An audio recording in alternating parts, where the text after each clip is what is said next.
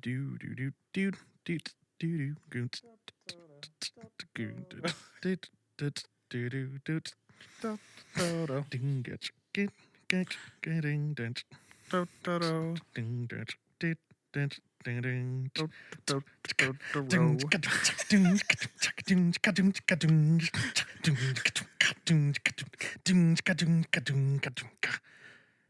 Boom.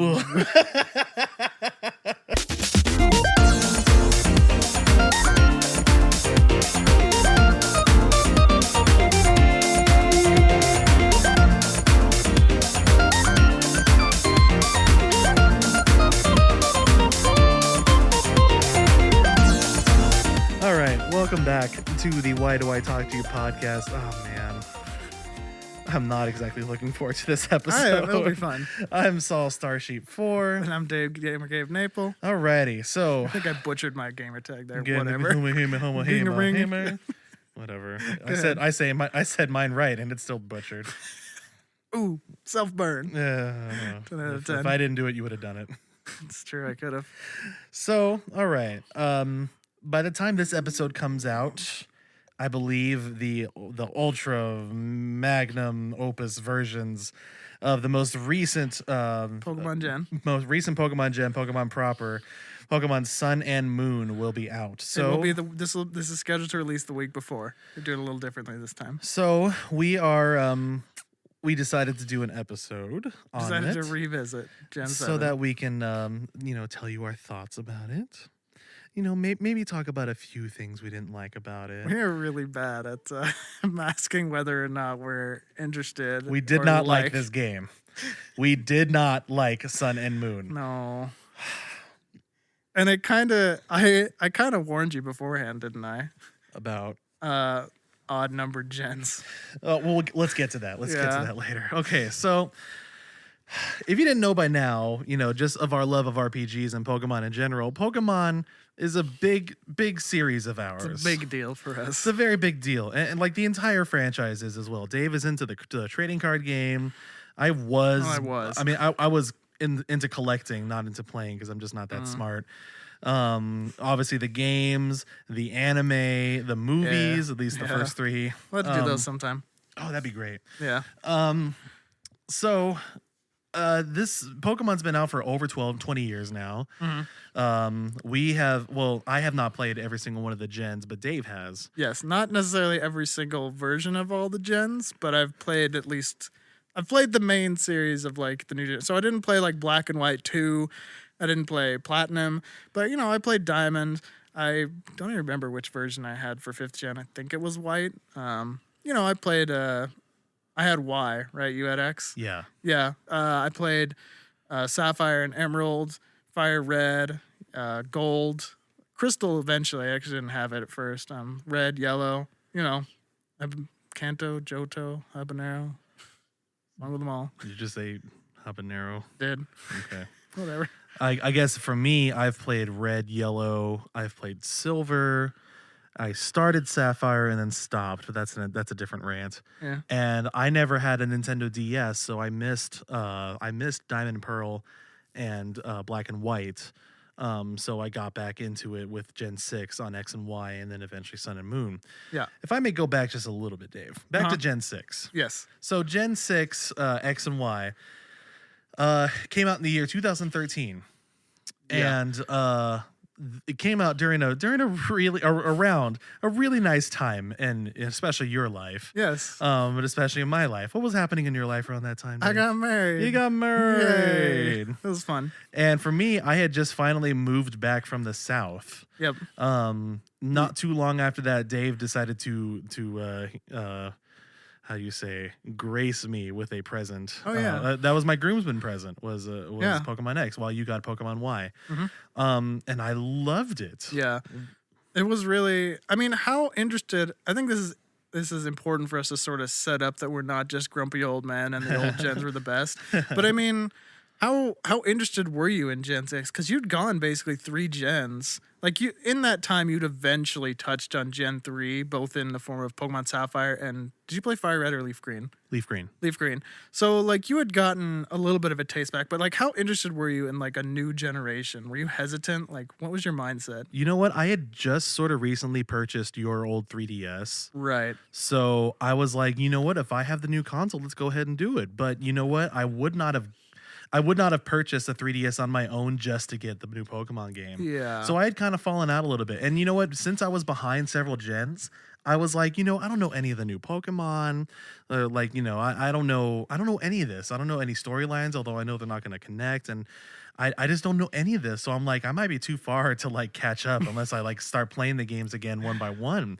So I guess not very interested, as you can say. Yeah.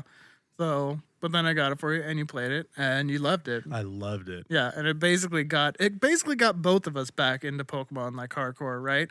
Because once again, we both had someone to share it with. Pokemon's kind of a hard sell solo, you know? Yeah. Like, it's fun, but when you don't have someone else to talk about it, like, it's not as good. I loved Gen 4 quite a bit, and I was actually basically ready to pass on Gen 5, sort of in the same spot you were.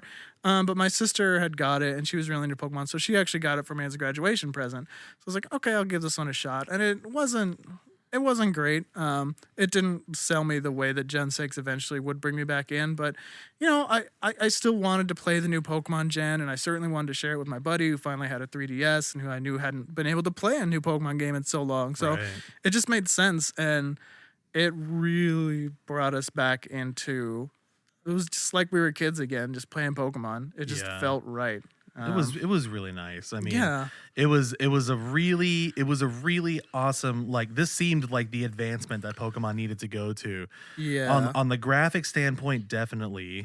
And you know, if we were to criticize some parts of it, it did get a little bit easier. You know, they did kind of sort of hold your hand on a couple of things. I mean, we still haven't really had a good rival since Silver version, right? Like, since Gen 2.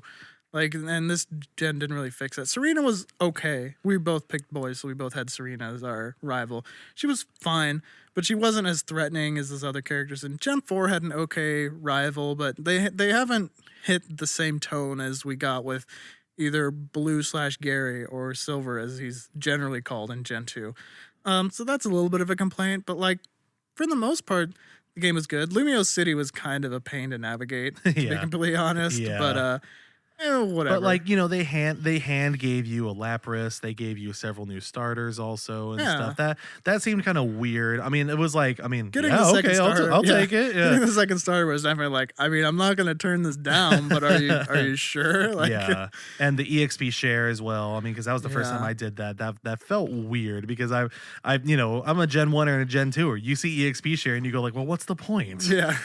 But this time they actually gave it a point and a purpose. So I'm like, I don't want to get too much. It's going to be tough. I feel like we need to set up our experience with Gen 6 to go into Gen 7, but I don't want to go too deep into it because it kind of deserves its own episode, and there's a lot in there. Well, basically, just to say that I played it a lot. I played it a lot in post game as well. A lot. It had been a long time since I played a Pokemon game in general, but like a game where I really raised my Pokemon from level, you know, whatever to level 100. And I did that with pretty much my entire team because I just played it more than I just kept playing it. I just kept playing the Elite Four.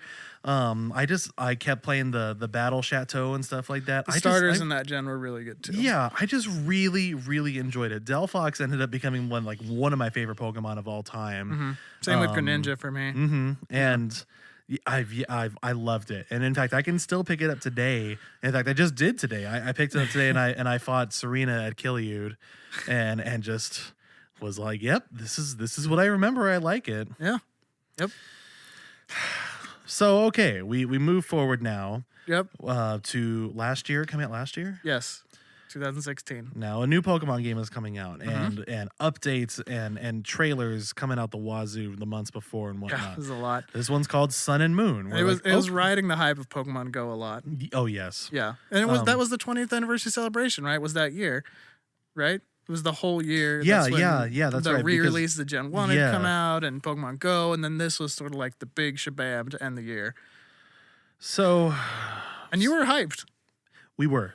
You were more hyped than I was. That's true. You were on the fence the whole time. Yes. So when all these things were coming out, Dave Dave revealed to me his theory in regards to Pokemon generations. Basically, my experience has always been that I like the even generations, and I could do with or without the odd generations. And it's hard to explain that without getting like too much into it, but long story short, Gen 1 is always going to be the most charming. It's going to have a magic that nothing can replace, but that game is broken AF.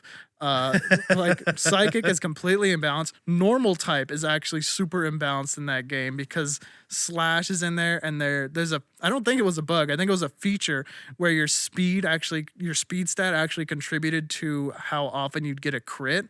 So Slash on Persian, for example, was just busted, like completely broken. Tauros was in the best. It had all kinds of glitches, and the glitches add charm, I guess, but they weren't really for me. I'll always love Gen 1. Gen 2 was just like a strict upgrade. Gen 2 did everything right. We've raved about Gen 2, it's our favorite generation, whatever. Gen 3, like, full disclosure, I probably spent more time in Gen 3 than any other Pokemon generation. So obviously I liked it, but it took me a while to get over the fact that there was so much missing from Gen 2. We had to go back down to 8 badges from 16. We went back to 200 Pokemon from 251, which was just really strange as far as what was immediately available in the game. They didn't fix some of the only issues that Gen 2 had with all the HMs you needed. It just didn't feel like it was all the day and night system was complete. Like, you set your clock at the beginning and then there's not even a day and night system, and you're like, what the heck? Like, why? So there were problems with it, but I still like that generation. It is like the litmus test. I'm like, all right, is this game better than Gen 3? It's a really good gen. This game worse than Gen 3? I could probably pass. Gen 4 was great. The mechanic changes they made in Gen 4 really refreshed the whole series. And this is sort of what I found, is that the even numbers in the series try to like build off what was there before. Gen 2 had a lot of Pokemon that were evolutions of old generation Pokemon. Gen 4 did the exact same thing, where it had a lot of evolutions of old Pokemon that made old Pokemon new again because they were actually usable. And the switch from having all moves of a certain type, like all be special, all be physical, to have it change based on like the move itself and like how it made sense. Like Ice Punch wasn't a special attack anymore, it was a physical attack because you're punching them. It's like, great, awesome, I love this. It was a good time. That one had a pretty good rival, and I thought the land was pretty good. It was just all solid. Gen 5 was really kind of a downer for me. It had the best story of any Pokemon game to date. Yeah, I remember that I was Yes. with you when you were playing it, and you were like, you were so conflicted by the end because you were like, that story was really nice though. Yeah, the story was really nice. It wasn't like great by an RPG standard, but it was. I don't think you need that in a Pokemon game. I think there's a point where the story can't overtake like the game itself. And we'll definitely let us talk return to about that. Yeah. And it didn't, but there just weren't that many Pokemon that I was interested in. The land in that one, Unova, was set up really unintuitively and weird. Like, it wasn't as fun or intuitive to explore. And the Pokemon didn't really stand. I think that gen probably has the weakest starters of any gen as well. Which ones are they? It's the little snake, Snivy, Tepig, the little fire pig, and I don't remember. Oh, Oshawott, the little otter. Oshawott's the best of the bunch, but they're not great. That was the third firefighting we got in a row, by the way. Fun fact. So that was definitely the least amount of time I spent in any Pokemon gen to date. And it was probably my least favorite up to that point. 6 was reinvigorating. Like, well, hold on. You don't count Black 2 or Black or White 2? I didn't touch those. Oh, okay. I mean, that's like counting Platinum or Emerald, you know what I mean? Oh, okay. Like, I don't really judge it based on those. And I didn't play Platinum or Black and White 2. So, if you want to jump on me and say like, well, Black and White 2 were better, that's fine. But, as far as the initial one didn't get me want to play Black and White 2, which is kind of a problem. Then Gen 6 was great. It was very refreshing. It felt like, again, it emphasized, we're going to have a lot of the old Pokemon back. And that's kind of, to be fair, The odd number gens generally do a good job of making you interact with the new Pokemon, and then the even numbered gens sort of bring back your old favorites, so you enjoy them a little bit more. And Gen 6 did a really good job of bringing back your old favorites. Again, they built on what was already there with Mega Evolution. It made old Pokemon new again because you could Mega Evolve them, and that changed everything. I really thought I wasn't going to enjoy Mega Evolution. I did too. I thought it was going to be the dumbest thing, but then I loved it. I loved it. I don't know how to explain it. But it worked really well. Anyway, Gen 6 was just solid. I don't know if the world was as memorable as it used to be, but I liked the new Pokemon. I thought the fairy type was a great addition in terms of balance and just something new to add on to the stuff we already had. This is the first new typing we'd got since Gen 2, and you want to be careful with introducing that, but I thought they did a great job with it. I thought it really complemented the balance of the game, and it made old Pokemon, again, like a Ralts had a fairy typing then, and so all its evolutions did, or like a Azumarill. Azumarill actually became like super overpowered because it got the fairy typing. I don't know if you know that, but it was like a competitive staple. I think I remember hearing that, yeah. Yeah, which was cool. That was awesome. So yeah, Gen 6 was good. Yeah. So that was sort of my experience, that the odd number gens always just fell a little short. So when the trailers were coming out and whatnot, this is when Dave told me this, and he was very careful whenever any new trailer came out. Yeah, that's a good way to put it. I mean, the trailers were there to create hype. Yeah. And I was, sort of drinking the Kool-Aid, right? Yeah. But then they started revealing some new things, the big things that they were changing in the game, which is going to culminate to the bulk of what we're going to be talking about in this episode. This game, would you say this game makes the most amount of changes in any gen so far? Yes. Okay. I think so. And I think it was intentionally trying to do so. Pokemon, they're very aware of the main criticism of their gens, which is like, it's a Pokemon game. It's the same thing. You go around, you get the badges, like blah, blah, blah. That's it. So I think they were very aware of that. And so they wanted to intentionally try to do things different, which is not in itself a bad thing. I don't want to criticize them for trying to do something different. I want to talk about how those things worked or didn't work. If that makes sense. Okay, so the setting of Pokemon Sun and Moon is that we're in a new region. Obviously, this is sort of following Gen 6's region named Kalos. That was very much themed after Paris or France in general. Yes. Even though Kalos has no French sort of connotation. Well, then I liked that. It wasn't like Unova. Do you know what the region in Gen 5 was based after? No. It's based after New York City, actually. Oh, okay. So it's kind of a circle, which was kind of a problem because it wasn't intuitive. But the naming is, if I said Unova, would you ever think like, oh, New York?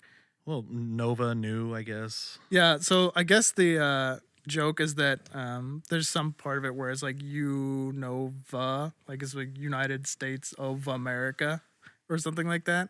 Does that make sense? Which is a bad pun, but it's fine, like, because you don't notice it. You know what I mean? This is kind of part of the problem with Pokemon names sometimes, is that there's a pun in there, but if it's immediately obvious to you, it's not as good of a name, right? Yeah. And so with Unova, Snorch. yeah, there needs to be something that's not immediately obvious, so it just sounds like it's the Pokemon's name and not just, a couple words smashed together, which they all are, but it needs to sound natural. Trash. Yeah. But, Unova did that fine, but then we come to Gen 7. So Gen 6 7 is based on France, and Gen 7 is based on Hawaii. And it is called Alola. Which is about the least subtle name I could think of to call it. When that came out, I was just like Dave said. It's like when a Pokemon comes out like Trubbish, and you're like, oh, it's a trash Pokemon. You're just sort of like it's a bad dad joke, right? You're just like, oh. That's a good way to put it. Yeah. And so the whole thing is based on Hawaiian culture and whatnot. And there are many names that sound very Hawaiian. Maybe they are actual names of the language. Yeah, like I'm the not professor's sure. name is Kukui, which is I know tree, that's right? it's a Hawaiian. It's a tree native to Hawaii. Yeah. Which is fine. That's cool. That one isn't like immediately, whatever. It would be okay if again, Unova, Kalos, and then Alola. Tell me which one of those is the Hawaii one, right? Yeah, exactly. It's not handled that well. So this game is also definitely heavily story based, for better or for worse. Yes. when you first start the game, you're in a cutscene for like 10 minutes, it seems. It's a pretty long cutscene. I will say that that cutscene can get kind of cinematic. Like they really try to actually make something of it. They really tried to do a lot of camera angle stuff. Yeah, a lot more than they had before. And I have to commend them for that. I mean, you know, they're actually trying to make it a cutscene, you know, and so that's fine, whatever. The thing is, it just took so long, you know. Yeah. Because the other ones, it starts out and it's about you. It's like you're about to start your adventure. Yeah. And it's just like you're moving to this new area in Gen 3 and like, yeah, you did it. And like Gen 2 just starts with, hi, I'm Professor Oak, same as Gen 1. Here's Pokemon. You're going to get Pokemon. And you're like, I want Pokemon. And then you go Pokemon. And that's it. Gen 7 makes a big deal of like, oh, there's this girl. She's in trouble.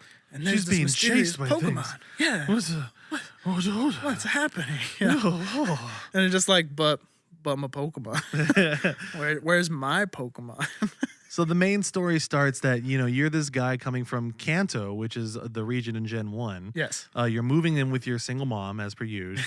and you know, your neighbor is one of the dumbest guys ever, named Hao. And this guy is also your rival too, quote unquote. Unfortunately. You are again set off by the professor of the area to fill up the Pokedex. Is that right? Yeah. I mean, it's to take the island challenge more specifically. Oh, that's. So there's a little bit more focus on the professor sending you out to do that as opposed to filling out the Pokedex, but you know, there's nothing really that new to it. Like, go do it. So you get your Pokedex, which is actually now integrated with the Pokemon Rotom. Yes. Which many fans like myself, when that was announced, was like, wait a minute. I was like, uh-oh. This is Navi, isn't it? This is Navi, isn't it? And yeah, it kind of is. It's definitely not as obnoxious as Navi, but I wish I had a shut up. I wish I could turn it off. Like, you know, it wasn't something that I wanted at any point, but it wasn't as bad as Navi, I guess. And the reason why obviously that was like a bad thing was because now it's like, okay, these games are trying to get easier, aren't they? Yeah. Like they're trying to hold your hand a little bit more now. Like, go this way. I go this way. And speaking of, so the bottom screen is now like a fully dedicated map at all times. Mm-hmm. And it's not like a map that you had in the old gens where it's like a big map and you see the routes and they're just kind of straight lines to dots. It's like a very in-depth sort of map of the area around you. And it's weird. So one of the main quote-unquote drawing points of this game was for the first time in a main series game, you were no longer on like the 4-direction axis. Right? You could move. It was free movement. It wasn't like you could go left, right, up, down, and like maybe some diagonals. Like I don't even remember if you could go diagonals in X and Y. I think you could. You could. But it was still sort of, in X and Y, if you pushed a direction, then let go, your character wouldn't move a shorter distance. They would sort of move and then like reset to what was obviously the middle of like the box you were in, right? The cell. So in Omega Ruby Alpha Sapphire, they was actually the first game where they took that away, where you could just free move. And I played that and I didn't notice anything wrong with it. Like, it was fine. But in Sun and Moon, it was obvious that they were trying to make a bigger deal of it. And they really changed some things because of it. One thing that really bothered me was the trainer's eyes, like, where you'd step in front of a trainer. In all the other games, it was really obvious when you stepped in front of a trainer and they were going to challenge you. In Sun and Moon, it was really weird. Like, sometimes you would swear you're right in front of them and they're not doing it. Other times you're like at the edge of their periphery and they're like, I see you, time to battle. So that was weird. They also changed the camera angle so it was less of a top down and more of like a behind you angle. And I really didn't like that viewpoint. I felt like it was easier to get lost because you're just sort of staring at the side of a building or whatever. And it made it harder to appreciate the cities for their scope. And the other thing is with the map. So I think because it was less of like a directional, like you had to go left, right, up and down, it showed you more, but it also basically gave you waypoints. It was like, here's a flag for where you're supposed to go next. And you're like, okay, I guess I'll go there next. And that is sort of core to what one of our biggest gripes with this game is going to be like. Because as much as you can argue that all Pokemon games are quote unquote railroaded, they're all linear where you have to go this direction. It was never as forced and as obvious as it was in Pokemon Sun and Moon. Mm-mm. Partially because of Rotom decks constantly reminding you what it was the last person told you to do. And it's never like, oh, I got the, you're in Gen 2 and you're like, oh, I got the sprinkler. Now I can go back to that tree. And like, I got the sprinkler and people have said I can do that. So now, I can go do that if I want. Rotom was like, oh, do you remember that this person told you, do you want to progress? This is what you got to do. I'll put a little flag on your map. And you're like, oh, okay, thanks, Rotom. Like, I don't need you to do that. Like, let me play my Pokemon game. Yeah. And again, other gens had this thing where there's just someone in the road where you can't get past them. Gen 1 did that with the guy who taught you how to play Pokemon, or with the, or Pewter City where you've got to fight Brock before the guy will let you go to Mount Moon. Other games did this. Gen 2 had the thing where until you get 7 gym badges, there's a guy at the edge of Mahogany Town who won't let you go to Ice Cave. Other gyms do that. I have never seen it as much or as blatantly obvious or bad as in Gen 7. Mm-hmm. There were so many times where there's just some dude who's like, there's a Pokemon in the road and you can't get by it, so come back later. Or like, the lights are out, construction's needed, come back later. And it's just like, oh my God, like, and so many times it's just the one little flag that you have to go to. It's like, all right, I did the flag thing, Rotom. It's like, all right, now you can go back and get past the dude. It's like, okay, freaking, like, I don't want, like, just let me play my game. It's like they're forcing you to experience the adventure. Yeah, it's forced. Rather than you going on an adventure. Yes, and you can nitpick and tell me that all the Pokemon, there's only one way you can go through the Pokemon games. You gotta get all the 8 badges, and there's only so many blah, blah, blah, blah. But at least they let you do it on your own terms. Right. At least they weren't constantly telling you gotta do this now. Right. Even in Gen 2, I just discovered, did you know that you didn't have to go to, do the fighting gym and then the steel gym and then the ice gym? You can do the ice gym first. I didn't know that. Yeah, I didn't know that either. But Jeremy was like, yeah, I just sailed over there and did the ice gym first. It's like, you can do that? For me, I just assumed it was, you had to do the Lake of Rage last. It's like, oh, wow. Like, it's the little things like that where it's don't actually the open levels to you. progress that way though? Kind of. You can go left or right out of the gym with the city with the 4th gym. Ghost. And the ghost gym. And that's right after you get surf. So you can actually go to the right, and instead of going through that cave, you can just sort of surf over. Yeah, because you get surf in the Eevee place, right? Yeah, in that town. So you can just surf over, do the Lake of Rage thing, take Team Rocket out there, and then do Price. And then you can go the other way. That never occurred to me. Yeah, but you can do it. And I'm like, that's cool. Same in Gen 1, right? You can get to the town with Erica, and after you do the Team Rocket thing where you go under the game corner or whatever, I don't think you have to do Erica, then Koga, then Sabrina. I think you could do like Sabrina, then Koga, then Erica, or like you can do it like. Oh yeah, because as soon as you get into Celadon, you can get some drink. Yeah. Yeah. But like we all did it this way, but we didn't have to, and it's just that was cool. It doesn't matter if you took advantage of it or not. It was letting you play the game the way you wanted to, and that was pretty cool.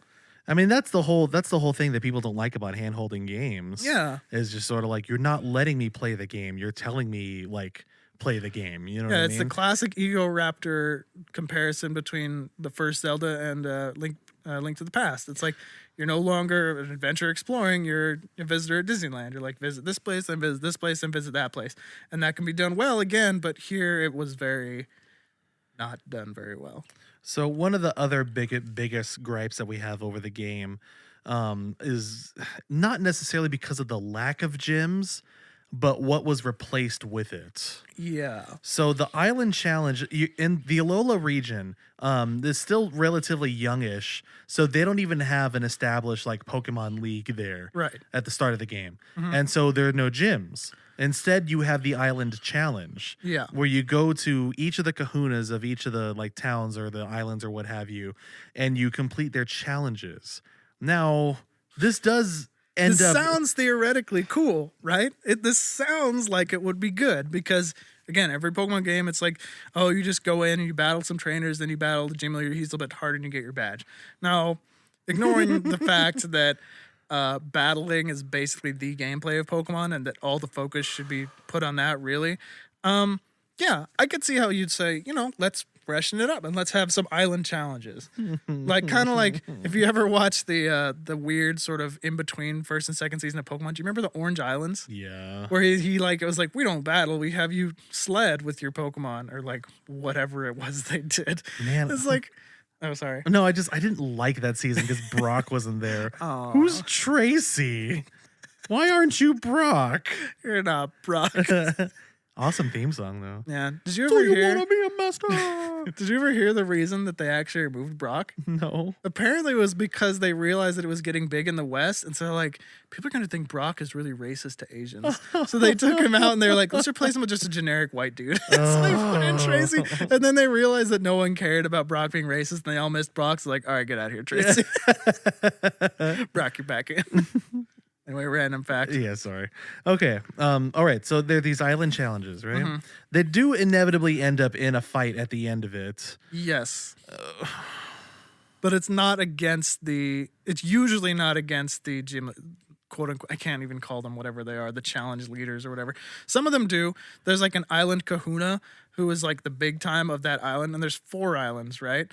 Yeah. And so in order to finish the trial on the island, you have to battle the kahuna. And so that's like a gym leader basically. But the other ones, and they're all still based on type. Like the kahuna of Island 1 is fighting type. And all the like challenges are still based on a type. Like Island 1 is normal type, and then you fight the fighting type, and that's it. Island 2, you have the water, grass, and fire. Or water, fire, grass is I think the order you do it in. But so they're similar, but... Now, Dave, would you be safe to say that pretty much all the island challenges were a waste of time?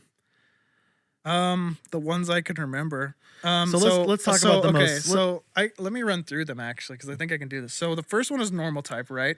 And you go in the cave and you like scare Rattatas back into their caves until you fight them. I thought it was Young Gooses. Oh, it's different between Sun and Moon. Oh, okay. That's the difference. Yeah. In mine, it was Rattata. But you just kind of run around in a cave and you get in some random battles. And then Team Skull, who I guess we'll have to talk about at some point, come up to interrupt you, which basically just means they battle you. So it's like a gym, except you're running around in circles a lot more. And then I hate saying that, like, I hate saying, it's like a gym or like that. No, it's not. Okay. I mean, you're battling, so like theoretically it is, but anyway. So then you do the water one, which is basically this weird little girl who tells you like, oh, there's some splashing down this hill. I need you to go check it out. So then you run to the other side of this screen or whatever, and then she's like, oh, we're not there yet. Here's a Pokemon that can surf. We'll come back to that too. Now surf down there. It's like, you surf down there. She's like, oh no, not yet. Look, there's some splashing there. And you go to the splashing. It's like, oh, the splashing went away. Now go to this next pond. You're like, okay. And then you finally do that, and then you finish it. Doesn't she also say some things to you? Like, she says really creepy things like, oh, there's some splashing in the water there. Maybe it's a lie, the young swimmer swimming in his hot bod or something like that. You're like, you're like 12. What is going on? Oh my gosh. And then the point at which we both knew, like, we have jumped the shark was the fire one. Where he tells you I was at your house when this happened too. Yes, I was so happy that you were at my house. He tells you like, okay, my Marowaks are gonna do some dances. You've got to tell me what the differences are in the dances in order to face my challenge. You're like, that sounds like such a waste of time, but okay. And so they do the dance, and he's like, all right, remember that. And then they do another dance. The dances are identical except for the final pose, which he doesn't communicate to you. So I wasn't paying attention to the final pose the first time. I was looking at the dance, but they're exactly the same. And so all it is like you remember the final stance and you tell him what's different. To the point where I think even starting in the second one, it's just that there's some dude in the picture. Just this dude like, hey, I'm here, guys. And you're like, that guy. That guy wasn't there. What is happening to my life? Like, I didn't realize I was playing a freaking highlighter coloring book. I wanted to play Pokemon. Oh man. And then, if I remember right, the progression was because there was 3 of them. If I remember right, yes. The first one is the Marowaks do a different pose. Yes. And I was there with you, and I was like, okay. And then the next one, and you expect like, okay, I'm sure it'll get harder. And then the next one was like a Pokemon, like a new Pokemon. No, the second one was there. the dude. I'm pretty sure it was a Pokemon first. Because I remember the dude being the most egregious of them. Because then like a Pokemon kind of showed up, and then I was like, Dave, Dave, what's happening? He's like, just finish it. And I'm like, oh, okay, this is the Pokemon. And I was like, all right, here's the next one. And then it was like a dude like in the foreground, like completely photo bombing everything. Yeah. If I remember right, I was this close to tossing my 3DS against the room, in just absolute disbelief that I was playing a Pokemon game, a proper Pokemon game. Yeah, that this happened. And then you do that, and then you fight the final. I still insist that it was the guy first, because the Pokemon appears in the third one because that's the totem Pokemon that you have to fight. He's like, oh, look at that. The totem Pokemon showed up. Guess you got to fight him. And like, oh, man. But I guess I won't bother going through the grass one is a go find it mission where you just get Stoutland, who is the game's replacement for the item finder, basically. And this girl's like, all right, now run around this forest and find me some items so I can cook something. And so you go around and you got to sniff and you find a lot of things that aren't what she wants. And then eventually you find the right things. It's all in grass, by the way, so you're fighting random encounters the whole time. And then you bring it back. And then there's some really weird, like almost like sexual innuendo type stuff. It's really kind of uncomfortable. It's gotten kind of memey, so you can probably find it. A little too intentional. And then it's like, oh, my cooking attracted the totem Pokemon, and then you had to fight it. So let's back up. So the challenges themselves are dumb. Let's talk about the totem Pokemon, because this was, instead of battling you don't battle the leaders, by the way. You battle the totem Pokemon, and the leaders are just sort of there to get you to the totem Pokemon. So I'll start with you, Saul. What did you think of the totem Pokemon mechanic? The totem Pokemon are just these Pokemon who are like, they sort of glow, they're larger than a normal Pokemon, and they get a stat buff at the beginning of the battle. It's like, this Pokemon has higher attack and defense. And they're usually, a high level. And they also use one of the new mechanics where they will call for help immediately, and it's always successful. Calling for help in itself is a mechanic we can talk more about, where wild Pokemon will just call for another Pokemon to show up and suddenly you're in a 2v1. But the bosses, the totem Pokemon, they basically always succeed. So it always starts out as a 2v1. So that's sort of the gimmick. So what did you think of the totem Pokemon as sort of the quote unquote bosses? I mean, at that point, I sort of more appreciated that there was actually like a challenge bit there. Mm-hmm. At that point, Yeah. Because I was like, okay, this challenge is an absolute joke, to say the least. And so it's like, at least there's something here. Mm-hmm. I mean, did I ever, if I remember right, I struggled a little bit with the water one. Mm-hmm. But I kind of did too, actually. But the rest of them, I was more just like, okay, like it's a Pokemon fight, mm-hmm. I guess. And again, I appreciated that there was actually something there, but that was it. You're in favor of the totem fights, though, aren't you? I liked them quite a bit. So the downside, obviously, is it's just one. I mean, they call for help, and they can call multiple times if you decide to take out their little assistant Pokemon. But it's just one Pokemon. So it's not quite the same as a gym leader. It's like you take down their one Pokemon that's kind of tough, and it's like, all right, like bring out the next one. And they have like 4 Pokemon or whatever. And it's like, it's a little bit of a gauntlet. It feels like you're battling another trainer, which is cool. So that's the downside. But the upside is that it feels more like a boss fight, because it's not just as simple as, I have this one Pokemon that has type advantage over this gym leader, so I'm just going to sweep him, which can happen a lot of times. Sometimes your team isn't specifically prepared for them and it gets challenging, but a lot of the times that's what it becomes. The totem Pokemon make that a lot less viable, because they always get some sort of stat increase and their level is like higher than it should be. So it sort of forces you to not rely on that strategy. And when they call their assistant Pokemon, it can be really tough to try to figure out which one you want to go for first, because battling in a 2v1 is rough. Like, it is not easy. So you need to, and it also incentivizes you to use moves that hit multiple Pokemon. Yeah, that's which true. is something that they never quite did enough. Double battles never really mattered enough for you to care about that. And so this made it a little bit more important. So I'll mention the water one. When I got the water one, I know it's a wishy-washy swarm. And so it normally calls other wishy-washy. So it's like, whatever, not a big deal. But mine called, I think it's an Alomomola to help it, which happens to have a move that can heal an ally Pokemon. So I was like, this dude has a healer. I thought that was actually how everybody got it, but no, that was just a rare spawn that I got, which on one hand feels a little bad, but on the one hand, I'm like, that's cool because now I have to decide whether or not I take out this guy's healer when he can like call for another one and get it like 100% of the time at any moment. Or do I go after the big guy and then just take down the healer who's worthless without the big guy? So it added a really interesting sort of strategy to the fights that a straight up gym leader could never have. And they were all moderately challenging. Like I thought that, at least early on. No, actually, they were all always pretty challenging. There were some other issues with the difficulty that I didn't like, where it felt too easy at times, but these ones got it right, I felt.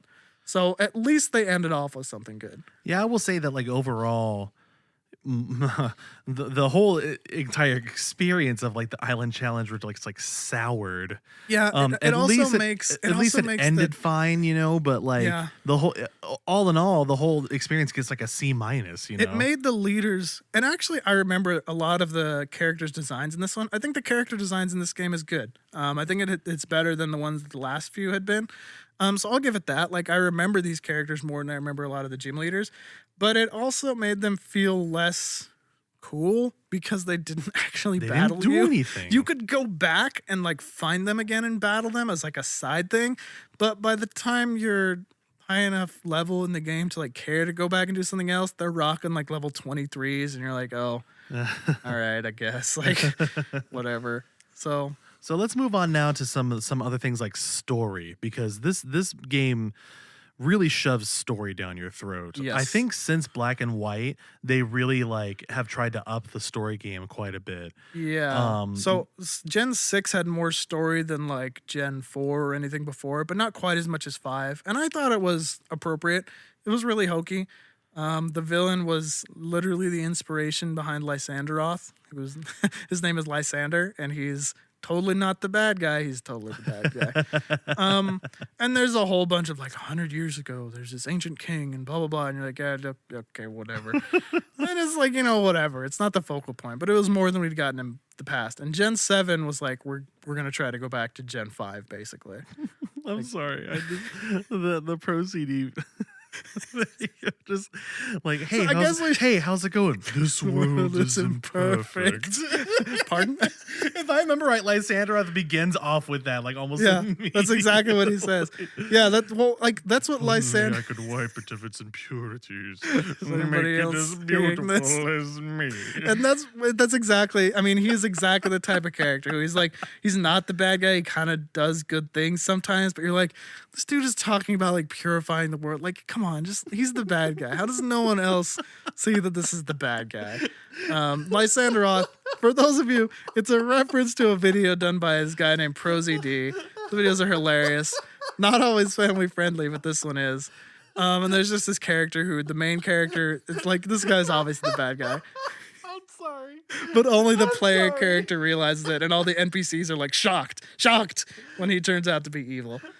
And that's exactly what happens. So it's not like Gen 6's story was like on a high pedestal or anything like that. Okay. But the problem is Gen 7 winds up doing the exact same thing again. So let's talk about the villains and the villain roundup. Yeah. So during the teasers, right, they were like, team up and fight against the scheming Team Skull. It's just the worst name. So it's like, okay, these guys kind of look like Team Aqua and Team Magma, I guess, whatever. So they're gonna be, they're the Team Rockets, okay. And then they were like, find out team up with the something, the mysterious Team Aether and yada yada. And as soon as I saw that, I was like, oh yeah, these guys are totally not also bad guys, are they? It's like, no. Oh wow. I mean, these guys are the goodest of the good, aren't they? Oh yeah. Oh yeah. It's obvious, all right? You're just like, all right, Team Skull's a joke. These guys are the real villains. It's not. So you run into Team Skull relatively early in the game. Yeah. And the internet seems to love this because the internet's stupid, but like Team Skull is a bunch of like wannabe gangsters, and they walk with like the swagger of like wannabe gangsters constantly. Yeah. And they're supposed to be dumb. Like they're not trying to be serious. They're supposed to be over the top and funny, which is like, and they are sometimes. There were some good lines with the first couple Team Skulls where like they're like, "Don't you remember me?" And you're like, "No." And they're like, "Huh? Oh, it's because I switched places with my buddy," and they look exactly the same. Which is it's a combination of like, oh, that was really dumb, but it was also kind of funny. Like I'm not sure. That's tough. So they have some moments like that, and that's what they're supposed to be. But overall, they're still in the end more of an inconvenience than Team Rocket. They're just never threatening. No. They never feel like it's like you jokers again. Like with Team Rocket, it was like, you jokers again. Like you felt awesome for kicking their butts. Yeah. Same with Team Aqua and Magma. But like with these guys, you're like, you guys aren't cool enough to make me feel cool for beating you. No. I think that's mostly what it comes down to. Right. Yeah. So but Team Skull, they're sort of the how do you say? They're like the patsies. Yeah, they're the patsies for the real villains, which are Shocker. Team Aether, and their dun, dun, dun. and their leader Lusamine. Yeah. Some of the other characters that become intertwined in this would be Lily, who is the girl in the first cutscene. Lord, I can't stand her. I thought she was okay. Every bit of her dialogue, I just wanted to just like close the game and just like hide my 3DS for like 10 years. Like she's really anime. Yes, she's but really it's like anime. It's anime like bad anime. Yes. Yeah. Like you watched Tenchi Muyo, right? Yeah.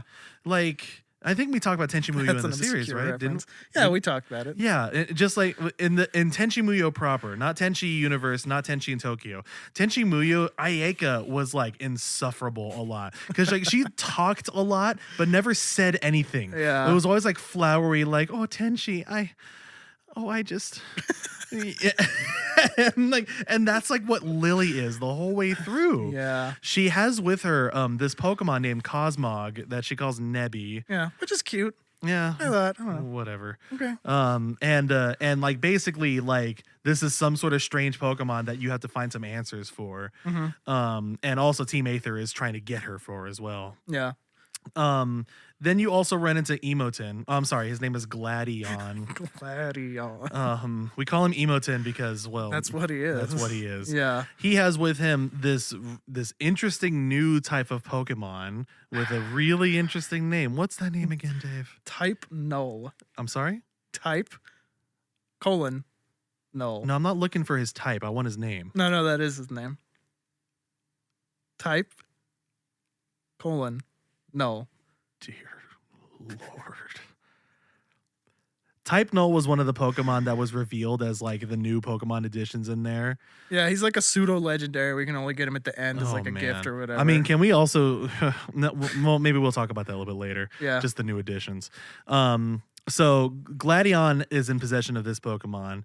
You find that Gladion and Lily are related, right? They're brother and sister. Right. Well, I mean, you just want to go full spoiler? Like, who cares? Fine, who cares? Yeah, their mom is Lusamine, and they both ran away because, well, it turns out she's not a nice person who just wants to save the Pokemon, like she was saying.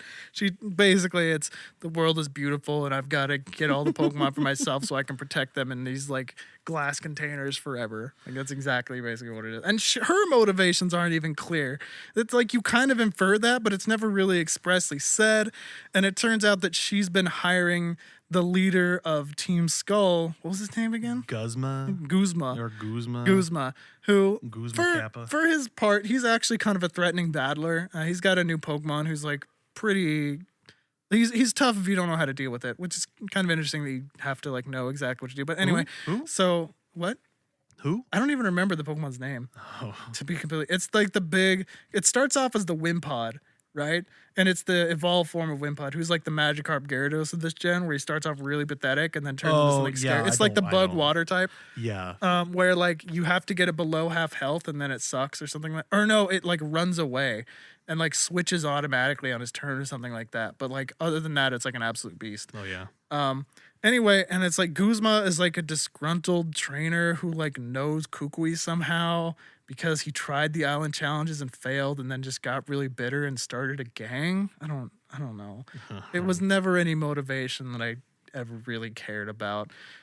But in fact, I'm still trying to remember because like eventually Lusamine obviously goes like insane. Yes. And like in order to fulfill her like full dream, they have to go interdimensional and summon the Ultra Beasts, right? Yeah. Right? Like am I skipping something or is that basically it? Not really. She kidnaps Nebby. You find out that Team Skull captures Nebby And then Lily's like, oh, you've got to help me get it back. And I'm like, all right, whatever. And then somehow you find out like, oh, it's being stored at Team Aether's base. That doesn't make any sense. How could that be? Well, let's go there and find out. And then you've got to battle everyone in Team Aether because they hate you. Like you had been dragged there earlier on in the story to like see their place and like, see, they're the good guys. Yeah. And it's like, can I just go on my adventure now? I don't really care about what you guys are doing. But you're going to have me sit here for half an hour through your cutscenes and garbage. So like, whatever, I guess. Here I am. So you go back and then you got to fight everybody. And it was like, oh, that's my mom. And Lily's like, that's my mom too. And you're just like, freaking, why didn't you guys tell me that? Like, and through every cutscene, this is a meme too. Like no matter what kind of emotional cutscene that is going on and all the other characters' expressions around you, your character always has 1,000-yard stare with just a delightful like a smirk, smile on his face. Like this is fine. This is normal. will destroy the world. It's really jarring, and it seems like if you're gonna put this much focus on the story and cutscene, you could have fixed that. At least give them a different You expression. could have fixed that. Come on. At least turn that smile upside down. At the very least. Turn that frown right back down. So basically you win. There's like conflict because like, oh, this is my mom. And like whatever. Yeah, because Lily still like loves her mom. It's like, don't hurt her. She's my mom. And you're like, whatever. Oh, although in the process though, Nebby does transform into the ultimate of the game though. Yeah. Depending on what you have. I had Sun, so mine was Solgaleo. And mine was Loon whatever. I forget. Dang it. I was gonna say Lunatone, but I think that's the one in Gen 3. That's the Moon Rock, isn't it? Yeah. It's like, which was surprising. Everyone was swearing up and down they would get their Mega Evolutions this game, but rest in peace. Didn't happen. So after that, you still have to now finish the still incomplete like Pokemon League championship. Yeah. Which is fine. You actually you end up battling some of the old Kakunas. Kakuna Matai. Some of the old Kahunas. Yeah. That are actually threatening this time around. Yeah, they all have about 63s. Yeah, the Elite Four was tough, which I appreciate because in Gen 6 it was kind of a pushover. They all had only 4 Pokemon, which is kind of disappointing. But in Gen 7 they are tough to the point where I thought it was kind of an unfair jump in difficulty. Because for the most part, the game was pretty easy. One of my big complaints is a lot of the trainers you fight early on. And when I say early on, I mean the first 2 entire islands out of 4. They all have exactly 1 Pokemon. And you're just like, you're a trainer. You're supposed to have 2 or 3. But this is just a random battle with a single higher level Pokemon. This isn't fun. And it's not challenging. So, I don't know. But anyway, the Elite Four are challenging, which is good. Maybe a little bit too challenging, but that's probably nitpicking. The Elite Four are good. I think it was Flying, Fighting, Ground, and Ghost. I don't know about Ghost, but I know you're right with the other ones. No, Rock. It's Rock. Oh yeah. Yeah. So then you win, and then the 5th one is Shocker, is Kukui. Were you surprised by that? No. I kind of was. Yeah. I mean, well, because Kukui had shown up in his luchador mask and had shown that he likes to get his hands dirty. Yeah, but that was for specifically the new Battle Royale thing. So I wasn't sure. I mean, in every Pokemon gen, it's been a tradition where you meet the champion before you actually find out they're the champion. So it's always kind of a fun game to guess oh, is this character? Oh, that's cool. Sometimes it's obvious, sometimes not so much. This one, I don't know. I don't want to say it was a good surprise, but it wasn't expected on my part. So, although the luchador mask thing. So when he shows up in the luchador mask thing, I didn't know it was Kukui. Did you immediately?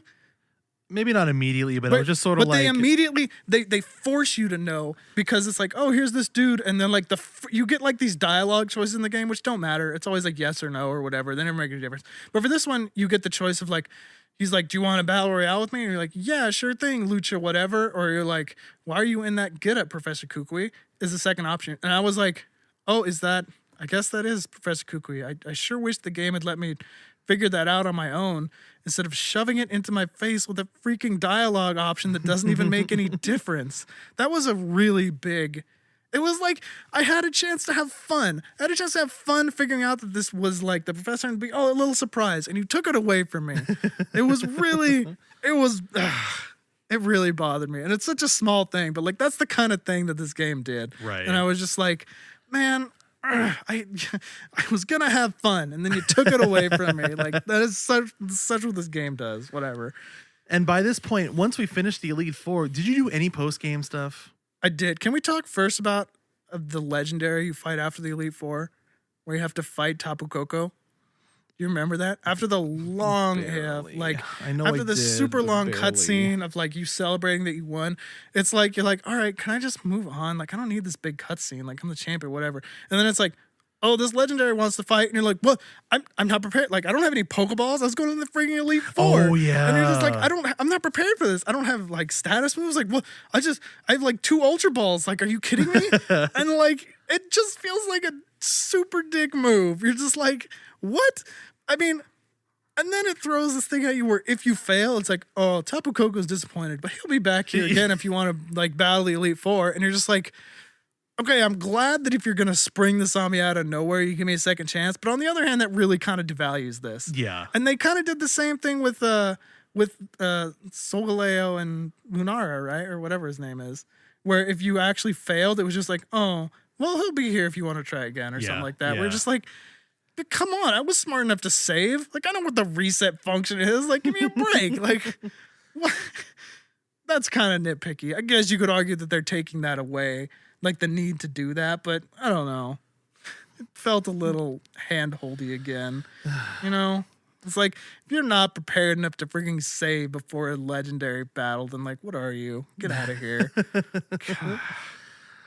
Okay, well, before we talk about post-game and stuff, because I want to talk about the new Pokemon as well.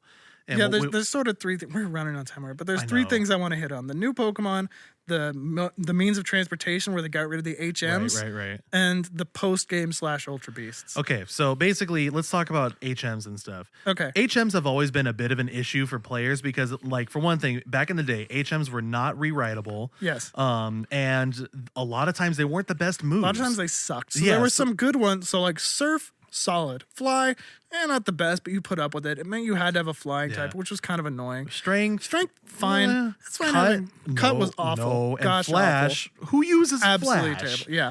And then so Gen 2 and 3, we'll just go that far. Gen 2 and 3 added the problem of they both added 2 more water types, which first of all, again, forced you to have a water type on your team. And almost forced you to have 2, unless you wanted your 1 water Pokemon to just be an HM slave. That's all we call. That's what they were called. They were called HM slaves. Yeah, and that was a problem. But the HMs were, first of all, very innovative because they let you use the techniques your Pokemon could use in battle, outside of battle, to interact with the world, which was super cool and is very underrated that is something that Pokemon really introduced. Other games like Golden Sun would do this, and it basically made the game. But Pokemon started it, and it really added this dimension of these are your Pokemon, and they are helping you get through this world. It was cool, but it had issues with its execution. They eventually added in Gen 2 a person who could delete the moves from your Pokemon. I don't know why they even held on to that tradition that their Pokemon couldn't forget them. But whatever they did, they could have just done it without the person who could delete them. The reason why I don't mind, not mind, but I mean, like, sure, like having an HM slave was like, oh, geez, like that. Mm-hmm. But at the same time, though, it made you think more about like it made you think a lot more on your party. You know, just sort of like, oh, I need to choose carefully here. You know, yeah, which on one hand could feel restrictive. Right? But working around the restrictions made you feel cooler. It made you feel better about your decisions. It was a double-edged sword for sure, and a lot of people were complaining about them. So in Sun and Moon, they decided to just do away with them. There are no more HMs. They had already established in Gen 6 that TMs could be used however many times. So HMs just weren't needed anymore, so they got rid of them. And what they replaced them with were, I think they were just called ride Pokemon, right? Something like companion Pokemon. So there's just like, you get this like watch or something and you push a button and this Pokemon comes out of nowhere and he does what you need it to do. There's no bike in this game. Instead, you get to ride a Tauros, and the Tauros can smash rocks. It's like a combination of the bike and rock smash. You can also ride, I sort of mentioned this already, you can ride on Stoutland, who is a slower bike, much slower bike, and is also an item finder. The Mudsdale gets you over rough terrain. I forgot about that. It moves so slow. Yeah. But that was that was necessary though. Yes, and you got Lapras, who was your surf until you replaced him with Sharpedo, who was just strictly faster and also gave you the option to rock smash and water. You got Machamp, who was the new strength. And that's all I can think of. They experimented with this. Charizard is the fly. They experimented with this in 6 because of the Rhyhorn riding, but it wasn't like... This seems like... I mean, I still didn't like Rhyhorn riding to begin with. It was whatever. But. This was just like bizarre because it's like you're in possession of a Pokemon while not being in possession of a Pokemon. Yeah. And like, it just seemed... Like, if you're going to take away HMs, right? If you're going to take away that sort of thing right there, then why even have these? Maybe it's fine to have a surfer. Like, I mean, that's okay. But you never even used the surfer to get anywhere cool. It was like, you have to use it during this challenge. And also, there's some other areas you can kind of explore, but for the fact that you're on 4 islands, you never get to actually use your HMs to get somewhere new. It's just when you're done with the island, a boat will come and take you to where you need to go next. There's no get there yourself. It's like there's a boat that'll take you to a new city on the new island, and then you just follow the flags on your map. And that's it. Right. And so it was like when there were areas where you would need to use the thing, someone would just give it to you. It wasn't like you had to advance far enough by getting a gym and then you had to find the HM by going on the SSN or beating the Kimono girls or finding the Warden's Teeth. It was just like, oh, you need this now? Here you go. And it's like, oh, all right. And I'll use it this one time and I'll never use it again. Yeah. Never. You will use the Machamp maybe twice. You'll use the Mudsdale for one specific dungeon/route, never worth taking out again. And it's just, the HMs always had like, you could go back and like, oh, I can surf here and find something cool, or I can cut this tree down that like I couldn't get through before. Right. Like, they kind of try to do that with Tauros, where you have to use him to like get into this area in the first island, because you get him at the end of the first island, so they can go back with Tauros and hit those other things. But with everybody else, and like kind of Sharpedo, I guess, but that's it. It was unnecessary. It was just, what is the point? It didn't of feel this? like you earned it. It was just like, this is what you need to get to the next area. Yeah, it was like, here you go. Yeah. So there's that. All right, we're pushing on time. We're fine. Here. But I really want to talk. I really want to talk about the new Pokemon though. As they were revealing all of these, there were hardly any of them that we like had a stellar reaction towards. When they were revealing the starters, at first it was cool because they're the first forms, right? I think the starters in this game are strong. I really do. Honestly. I mean, I think that Litten is just unnecessary. Okay, so all right. We had 3 gens in a row where the fire ended up being firefighting. Yeah, and then we had a break with Delphox. Wonderful Delphox. Yeah. So then, I mean, let's just talk about this, okay? Litten is a fire cat. Yeah. Okay, this is all we know so far. Yeah. The next one is... A bigger fire cat. What's the name? Something Lynx. I don't remember its name, honestly. Lynx Fire, whatever. Then the next one, Incineroar, is clearly a wrestler. Clearly a wrestler, not just in like looks, obviously, but like the Z all move. Its Pokedex entries. The Z move also conjures up like a wrestling ring, and like does something to him. What's its typing? Fire Dark. It's like the chief designer of these Pokemon were like, oh, I got this great firefighting. You got this what? Oh yeah, it's this great firefighting. Dude, we can't do that again. It's we did fire psychic in the last one. We can do firefighting. It's probably again, like the right? same guy who designed all the other firefightings, and then they like kick him to the curb to make a fire psychic, and then they like let him back on. Like, all right, you learned your lesson. It's like, guys, I've got it. A fire cat wrestler, and they're just like, Jim. Like, and so they had to like change its color palette to have some dark colors on there, so they could finally actually call it Fire Dark. Yeah. Dave's starter, Rowlet. Cute little owl, because Dave loves birds. Yeah. It's a grass type. I like grass types too. What's the next one? Dartrix. Then the next one.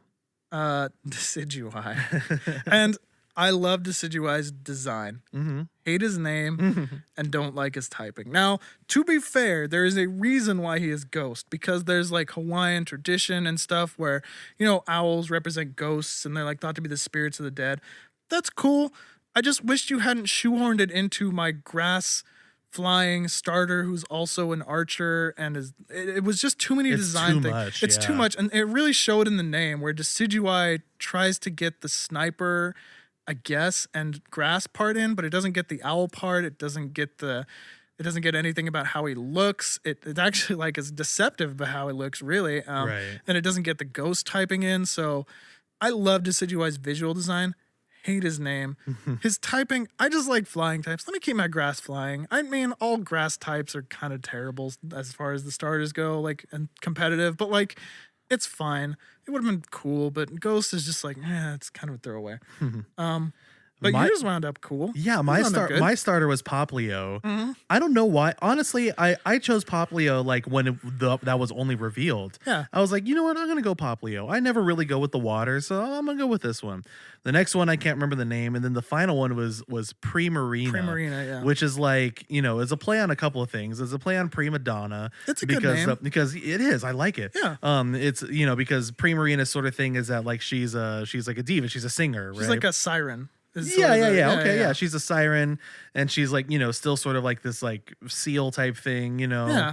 I really liked Primarina's design. Yeah. I liked the name. I had no issues with it. I think like the her Z move is like a water aria or something like that. So like they played up the whole like diva sort of thing a lot. Yeah, it was good. Except for the fact that mine was a boy. So awkward. The starters were good though, and it was Water Fairy, which is a great typing, and it made sense. It was good. Starters overall were good. They had some problems, but I thought they were strongish. So before going into the region-specific Pokemon, one of the things they decided to do here also was change the look and the typing of some Gen 1 Pokemon. Yeah. One of the more controversial ones was Raichu. They made Raichu a surfer, and they changed his design quite a bit to make him look a little cuter, Surfery, I guess, yeah. and surfery, and is now also electric and psychic. Yeah. That was a huge change because now Raichu is like surfing in the air, like on his tail. He's got levitate as an ability. Which I actually liked. I actually got a Pichu just so I can get a Raichu. Yeah. Man, that was rough. And some of them that one's okay. Yeah. Then there's Vulpix and Sandshrew, which were changed to ice. Those both are of them. kind of weird. Yeah. And their iteration, their next generation, their next evolved forms. Yeah. There's Meowth. Yes, who's like a dark type, and Persian is now Garfield. They have these like puffy cat faces now. Yeah. Meowth has this sort of like whatever, man. Yeah, sort of like weird face, and yeah, Persian essentially looks just like a darkened Garfield. Yeah. I mean, we don't have to go through all of them. No, I mean, but some of them were like okay, and certainly the typings made them like Alolan Muck, who I thought looked dumb. I guess he's supposed to be an oil slick. Yeah. But it's not really, because it's like all these different colors. It's like, okay, but it's not transparent at all. It's just solid. So it just looks like he's a tropical smoothie. And you're just like, okay, whatever. But like his typing, Poison Dark is a really good typing. And so he was actually a monster, which on one hand was cool because it's kind of like what we talked about before, where it's like old Pokemon are new and good again.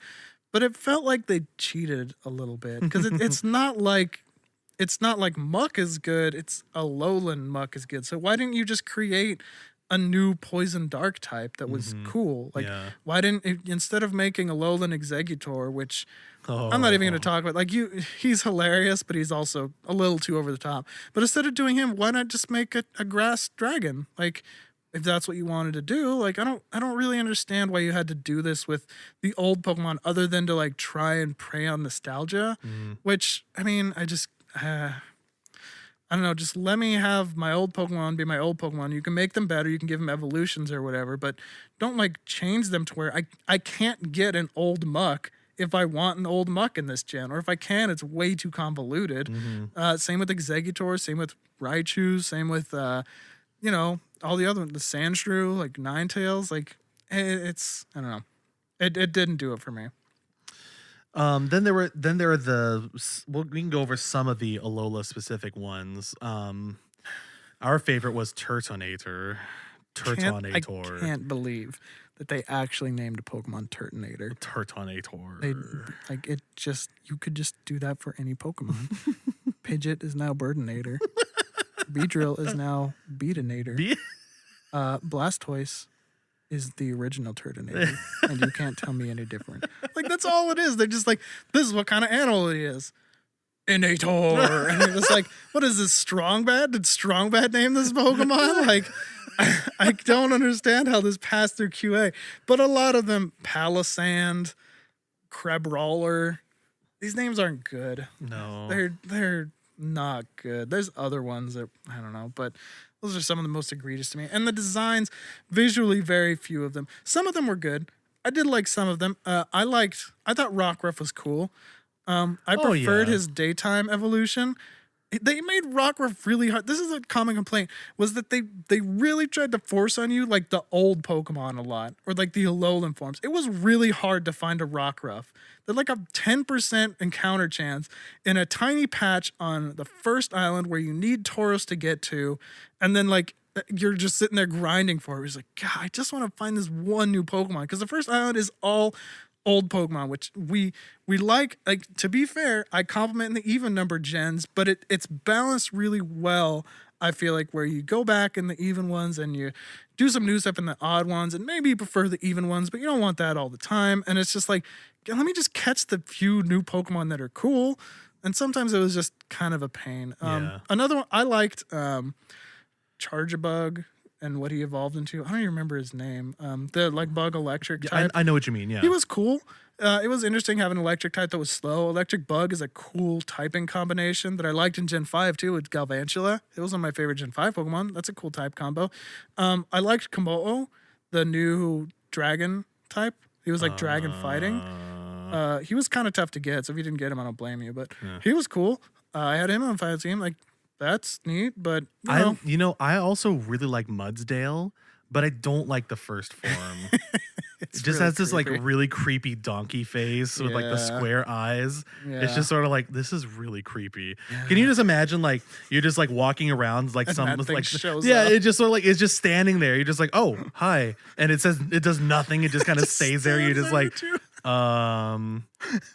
you okay there? And like you like wave its hand in front of its face, and it still just doesn't do anything. Motionless. It's just like, I'm just gonna go now.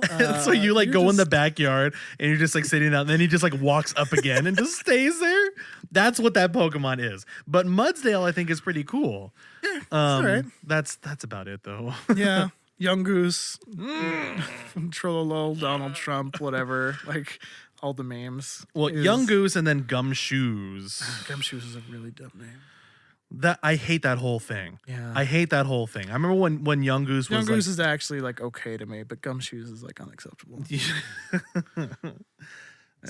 Wishy Washy was really dumb name. Pukamuku. I forgot about him. Pukamuku is kind of like a play on like one of those actual fish that like spits out its insides as like a defense mechanism. Like nice, but it's just like it sounds like puke, whatever. The like starfish that was like the crown of thorns starfish, the water poison. That was kind of cool, but it was very obviously trying to be a competitive Pokemon because it was like a water poison, which is amazing defensive type with like all these great defensive moves. It's like, all right, like fine. And it was like impossible to find. So it was kind of, Araquanid was kind of cool. Name is a mouthful. The like water bug, the spider. Oh, yeah. He was cool. His moveset was kind of bad, but I liked his design. His name was kind of not great, but he was cool. He was neat. Oh, there was a Pokemon off this. Mimikyu, the new Pikachu thing. I didn't like it. I didn't have it, but like I know it was, kind of, kawaii a little bit. It reminds me of the Ghost Challenge where you had to take pictures. God, that's right. The picture taking side thing was completely worthless too. Okay, I think that's enough on the new Pokemon, except for the Ultra Beasts. Go on. So the end game, there's like a tear in reality, and you've got these new Pokemon ?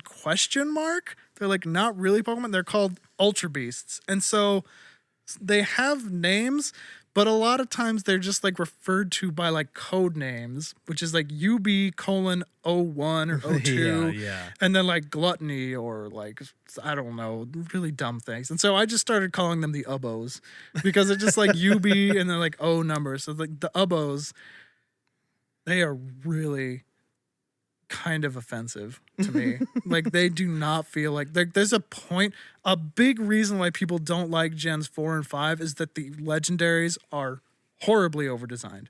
They are so Voltron-y that it's just like, this is barely even a Pokemon. And the Ultra Beasts were just like, all right, you don't like those? They're not Pokemon anymore. They're Ultra Beasts, and we're just going to go whole ham. And you're just like, now I really don't like them because they're not even Pokemon. Like, they are because they kind of operate like it, but man alive, like, what is this unnecessarily sultry bug thing? Like, or Buzzswole. That's the name. That is one name I remember. The stupid fighting bug thing is named Buzzswole because he's swole. Are you kidding me? Because aside from the fact his design is just atrocious, really? That's what you're gonna give me?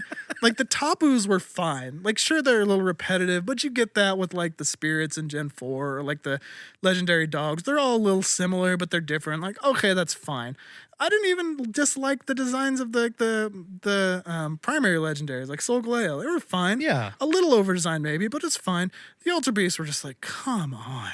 Like, give me a break. And the whole end game is just so over the top where it's like, oh, dimensions and and you have, so you didn't do like any of it, huh? No, because I'd completely lost any will. So you go hang out with Looker, who I like. The post game in Gen 6 and X and Y was some of my favorite. It wasn't especially challenging, but it made you feel something for Looker and this little girl who he takes in. And it was really nice. Yeah, really nice. I liked this that. one is just like, oh, we gotta catch all these guys, brr. And you find out that like dark type Kahuna leader guy like used to be in the secret police, and he's like too cool for school, and like whatever. Like, he was all right. I didn't dislike him that much. And then like the other girl who was like helping you is like actually a throwback to a character from Gen 3, which I did not pick up on at all. She's like the leader of one of the Battle Island like areas in Emerald specifically. So it's a really vague reference. I don't think she even appeared in the remakes, and if she did, it was just like a character you talk to. So it was a really vague reference they were trying to make, and it turns out that like there's some kind of conflict where the Ultra Beasts are like attracted to beings from other realms, and like it turns out they're actually just using this girl to attract them because she's from another realm, and it's like, oh, this is immoral or something. You're just like, I don't care.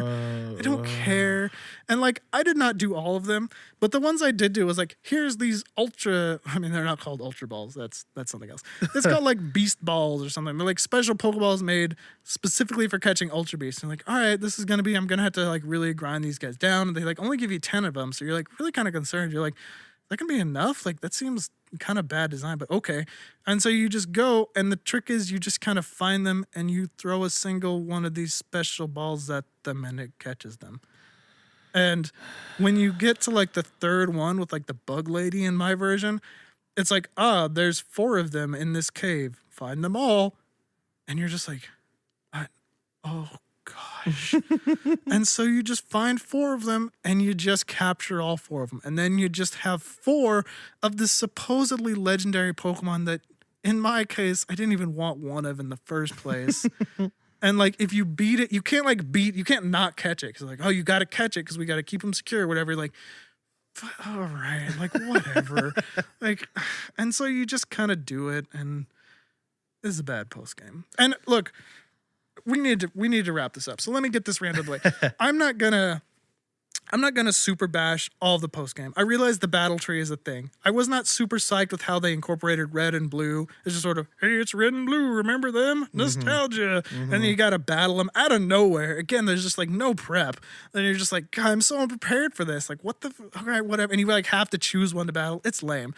I can't comment on the battle tree. I didn't bother with it because I didn't want to do the post game. And even when I wasn't super interested in the post game and other games, or when it wasn't great, I realized the post game in X and Y is pretty blasé by most people's standards. It's not like it was an Emerald or Platinum, but I enjoyed it because I enjoyed the adventure the rest of the game gave me. I enjoyed the Pokemon that I was able to catch, and I enjoyed being with them and training them. And I didn't even bother with the battle tree in this one because I didn't care. Now, I understand that some of the features in this game, like the Pokepelago or the weird park you go into that like has the online events, or the battle tree itself, give people access to a lot of features that were requested by people in like the competitive scene. So, you know, if you're in the competitive scene and you're like, this game's great because there's all this stuff, kudos to you. That's fine. We are speaking as, I don't want to say casual, because we know this series. We are not I don't think we're the target demo for this game because it's a little too casual. Like it caters to the casual and then it caters to the hardcore. And we're in between where we just want to enjoy the adventure. And a lot of that stuff just got left out. Yeah. It just was like extremely minimized. So I want to acknowledge that for the end game and for anyone who wants to do competitive battling. This might be the best competitive one out there. The Z moves, I don't know how those are being used in competitive. They might add a really cool thing. I never used them in the game. Never. That was your reward for like getting past the not gym leaders. And like I would just rather have something that was just an always upgrade as opposed to one move that I can only use once. And that's probably just my mentality. Like I thought the Mega Stones were great. I thought these were inferior to the Mega Stones. Even though you could use multiple on them in your team, it wasn't as good in my opinion. And yeah, I mean, I think the sort of bottom lines, if I was going to wrap this up, and then I'll try to stop my ranting, is that this game takes a lot of freedom away from the player. It just sort of takes you island to island, and it's like, go here, then go here, then go here. The islands didn't feel alive because it felt such on a railroad.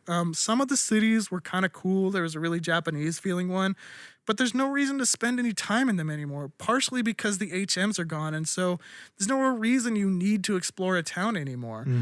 Before you kind of had to explore to find the HMs or to get a bike, and this one, it's just kind of given to you, and you're just like, all right, like, whatever.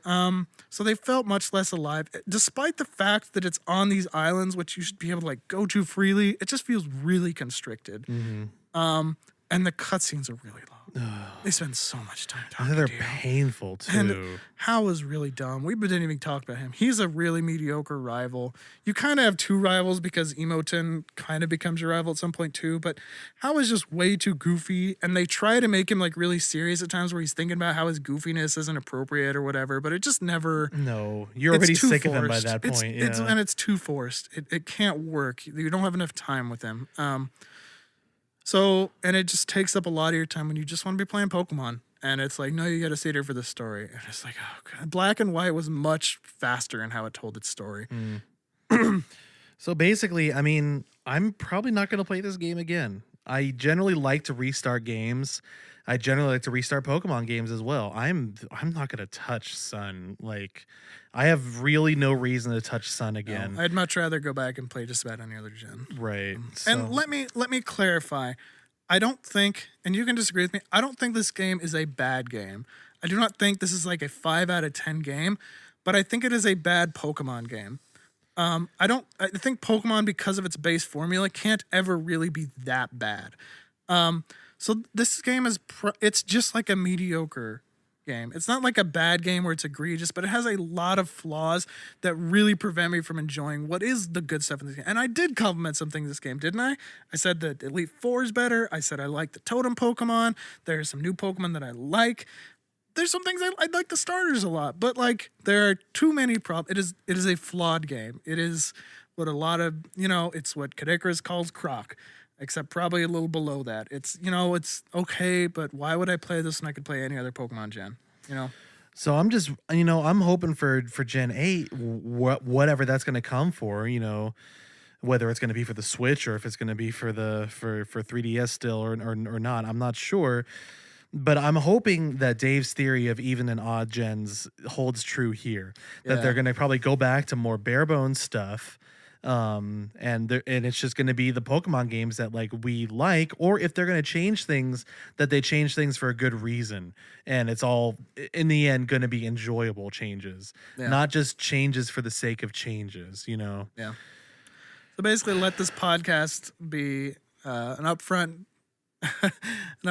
heads up to you that no, we're not going to be buying or playing Ultra Sun and Ultra Moon, and don't expect an episode on it. This is what you get. So if you liked Sun and Moon, because I know there's a lot of people who do, I mean, more power to you. Yeah, and if I feel really bad too, because like my middle school kid, he like loves Pokemon Sun and Moon because this is like the one he's growing up with, and I understand that, I respect that, and if that's fine. Yeah, because you can't give them Gen 1 and be like, oh, try this, it's much better. I did actually give him a copy of Soul Silver, which is I mean, the greatest gift that could really ever be given.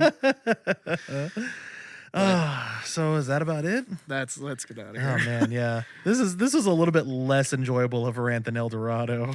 Because it kind of This one hurts kinda us. hurts, Because yeah. we love Pokemon.